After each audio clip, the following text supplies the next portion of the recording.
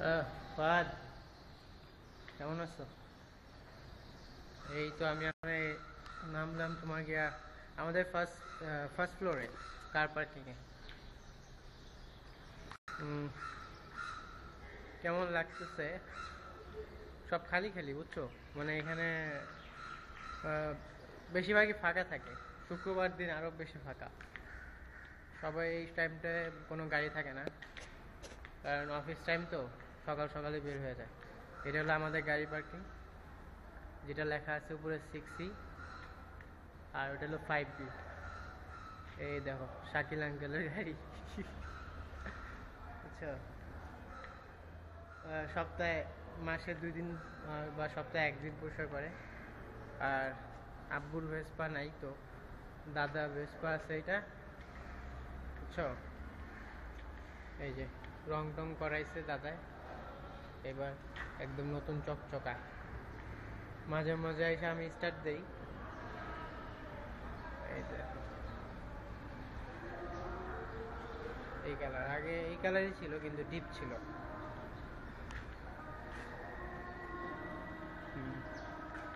ওই একটা গাড়ি, আব্বুই মাত্র বাইরে গেল।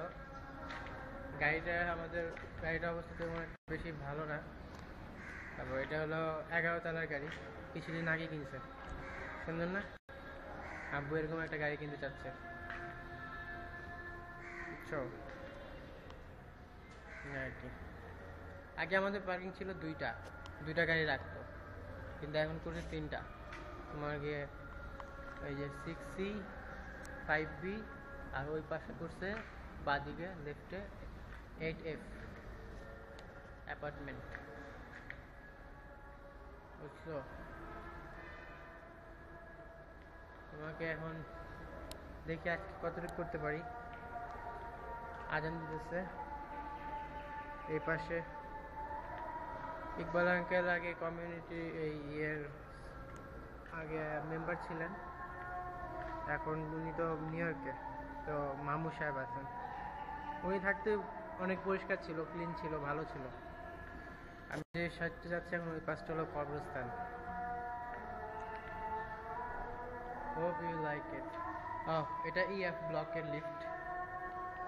এখানে সেম টু সেম নিচেও আছে EF ব্লক।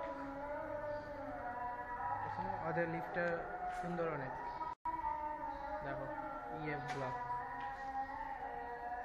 এখান থেকে সিঁড়ি দিছে, এখান থেকে সিঁড়ি গেছে, বুঝছো।